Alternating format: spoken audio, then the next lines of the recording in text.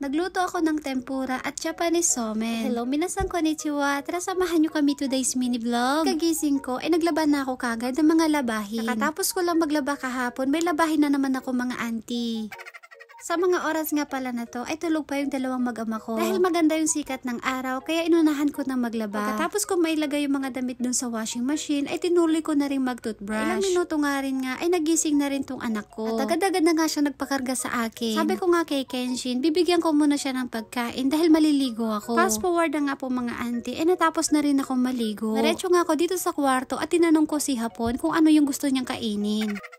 May pasok ngayon si Hapon sa trabaho, kaso late nga lang. Kaya tinanong ko siya kung ano yung gusto niyang kainin para ma-ready ko na. Nag-lotion nga pala muna ako bago ako nagbihis. Kaya pala ako naligo ngayon dahil magpapaganda ako. Bukod po dun sa mga nagsasabi na haggard na ako at mukha na akong katulong. Syempre mag-aayos ako para makita ng asawa ko na maganda ako para hindi niya tayo palitan mga auntie. May nabasa kasi ako, baka daw palitan ako ng asawa ko dahil hindi ako nag-aayos. Alam niyo po, depende po yan sa lalaki. Mahal na mahal ka ng boyfriend o asawa mo kahit hindi ka nag-aayos ay hindi ka niyan papalitan. Basta po ang mahalaga ay hindi tayo nagkukulang sa pag-aalaga at pag-aasikaso sa kanila. Kung palitan niya po ako dahil losyang na ako, ay choice niya po yun. Magsisisi siya dahil wala na siyang mahanap na kagaya ko. O, diba? Choice na ni Uncle Yuday Giant mga ante. Sa mga kagaya ko pong mga housewife, huwag niyo pong intindihin yung mga sinasabi ng iba. Basta't ang mahalaga ay nandyan po yung asawa natin at hindi nila tayo pinapabayaan. Syempre, bonus na rin sa kanila na makita tayo maganda. Tapos ko nga pala maglaba mga auntie, nagsampay na ako dito ng mga labahin. Kahit mainit yung tirik ng araw, ay wala tayong pake dyan. Tapos ko pong magsampay, ay inayos ko muna yung mga nakatumbang hollow blocks. Meron po akong tanim dito na tulips mga auntie. Yung anak ko, pinagtutumba yung mga hollow blocks. Paano naman kasi, etong si Kenshin ay naghahanap siya ng mga insekto. Baka daw kasi nasa ilalim, kaya hinahanap niya dun sa ilalim ng hollow blocks at pinagtutumba niya. Bali talaga titrip na ito anak ko mga ante. Nagdilig na nga rin pala ako dito ng mga kamatis. Sobrang bilis lang po dahil may bunga na konti yung mga kamatis ko. Diniligan ko na rin yung mga tanim kong broccoli. Sayang dahil 3 piraso lang to. Ito naman banda ay yung basil, yung giko at yung spinach. Habang nagdidilig nga pala ako, nakita ko yung tanim ng asawa ko na rosas. Ang ganda at namulaklak na sila mga auntie. Ito naman yung isa sa pinaka nagustuhan kong bulaklak na tanim ng asawa ko. Oh my God, ang ganda!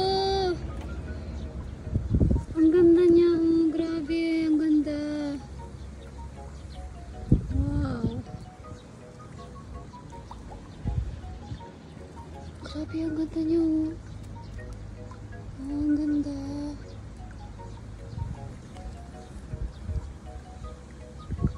Pagkakita ko po dun sa bulaklak na yun, grabe, sobrang nagandahan po ako. Itong si Hapon ko po ay mahilig siya sa rose. Namitas nga ako dito ng bulaklak dahil ilalagay ko dun sa bahay. Sobrang ganda niya at ang bango mga auntie. May rose po kami dun sa likod, kaso nga lang pinagpuputol ko. Siya dun na po kasing dumadami at ang pangit tignan. Pero next year po, baka may bulaklak na rin yun. Namitas nga pala ako dito ng 3 klaseng rosas. Sobrang nagandahan talaga ako dito sa mga bulaklak na to. Sa mga oras nga po pala na to, ay wala po yung 2 hapon ko. Hindi ko po alam kung saan po sila pumunta. Ito nga yung bulaklak mga auntie. Diba ang ganda niyang i-display? Yan ko nga ng tubig, saka ako nilagay sa clear na baso. Maglilinis na sana ako, kaso nga lang dumating na yung 2 hapon ko. Mama, Papa ga aishu katta.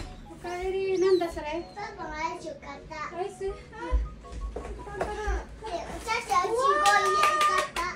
いっぱい買ったじゃん! いちご買った。パパ。いちご!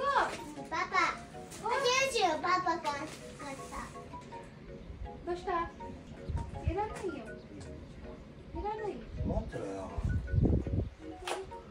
这还是ありがとうね。Inabutan nga ako ni Hapon ng isang lapad. Sabi ko sa kanya, ay wag niya na akong bigyan at ipunin na lang niya. Anak niya po kasi bumili ng electric bike para sa akin. Sabi ko itabi na lang niya. Sa mga nagtatanong nga po pala kung ano po yung gatas ng anak ko, ito po yung pinapainom ko. Fresh milk po to. Kahit anong gatas ay pinapainom ko kay Kenshin. Ito po lahat yung mga pinamili nila. Karamihan ay puro ice cream. Lalagay ko muna tong mga to dun sa ref namin. Tapos kung may ligpit yung mga pinamili nila, ay nagtupi naman na ako dito. Habang nagtutupi po ako, ay nag-uusap naman kami ni Hapon. Relax muna si Hapon ngayon mga auntie dahil mamaya pa naman yung pasok niya. Late po kasi yung pasok niya ngayon, 3:00 po ng hapon. Tapos ko po magtupi, ay naghugas muna ako dito ng mga pinggan. Hindi ako nakapaghugas kagabi dahil inaantok na ako. Pagkatapos ko pong maghugas ng pinggan at kawali, yung 2 hapon ko naman ay nasa labas. Tatanggal ng damo si Hapon doon sa bakod namin. Si Kenshin naman ay busy rin mga auntie.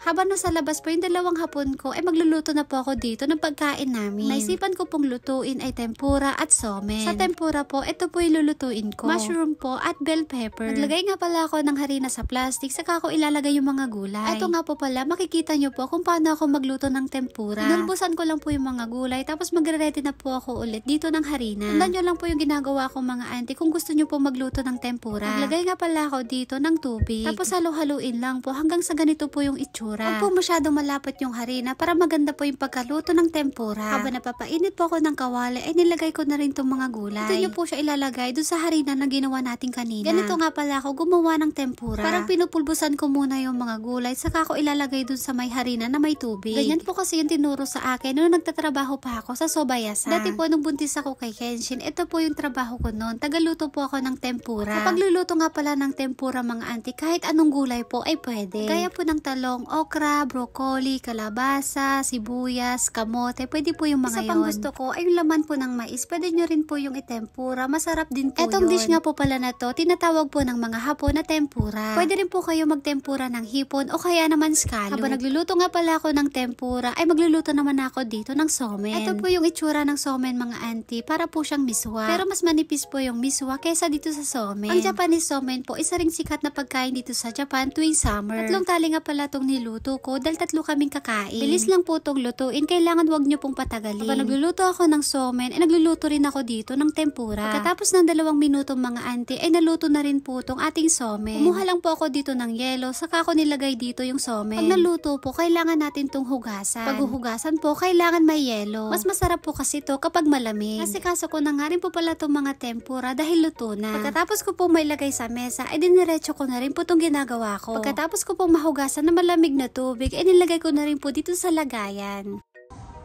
Wow! Ipagahan! Yeah! Sama! Mushi! Mushi!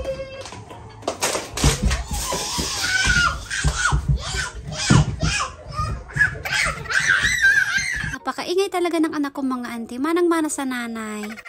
Tapos na nga ako magluto mga auntie, si Hapon naman ay naglalagay na siya ng sausawa namin. Excited na rin po akong kumain dahil favorite ko po ang somen. Bago ako kumain, syempre unahin ko muna itong 2 hapon ko.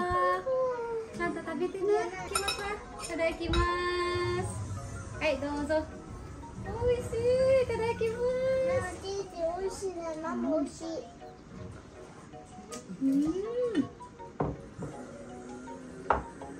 Daijoubu yo. Oishii. Eto na nga po yung simpleng hapunan namin. Japanese somen at tempura. Sobrang bilis at madali lang siyang lutuin.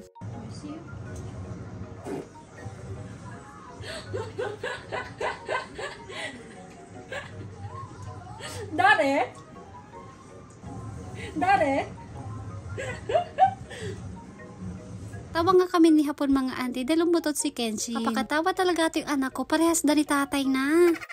Pagkatapos namin kumain ng somen, ay minasage ko naman tong asawa ko. Massage ko nga daw yung paa niya bago siya pumasok sa trabaho. Minamassage ko talaga tong si Hapon ko mga auntie. Kawawa naman kasi siya, lagi siyang pagod sa trabaho. Katapos nga ng 2 oras, ay papasok na rin po si Hapon sa trabaho. 3:30 po ng hapon yung pasok ni Hapon. Pinasabay ko na nga rin dito sa asawa ko yung mga basura namin. Siya po kasi yung magtatapon ng basura doon sa kaisya nila. Pag umalis si Hapon, syempre ihahatid natin siya dito sa labas. Kaalis nga ng asawa ko, ay tinignan namin ni Kenshin yung mga tanim naming mga kamatis. Tuwang-tuwa nga kami ng anak ko dahil may bunga na.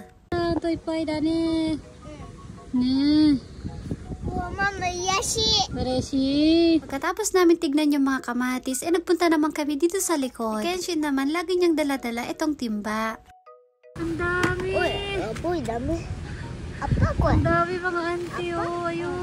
Pagpunta nga namin dito sa likod, tuwang-tuwa ko mga auntie dahil ang dami ng tumubong mga sitaw. Kaya nagdilig muna ako dito ng mga sitaw para gumanda yung mga tanim ko. Nga pala ako kumukuha sa irrigation ng pandilig kong tubig. 3 beses na nga pala ako nagtanim ng sitaw dito sa likod namin. So far naman mga auntie, ay maganda naman po yung tubo niya. Basta diligan lang po para hindi masira. Sa mga susunod po na araw, ay gagawa na po ako dito ng pagkaakyatan ng mga sitaw. Excited na ako na makita kong lumaki itong mga tanim kong sitaw. So yun lang po at dito na po natapos ang aking mini vlog. Maraming salamat po. Thank you for watching. Sayonara and... Sana, bye-bye! はい、さよなら。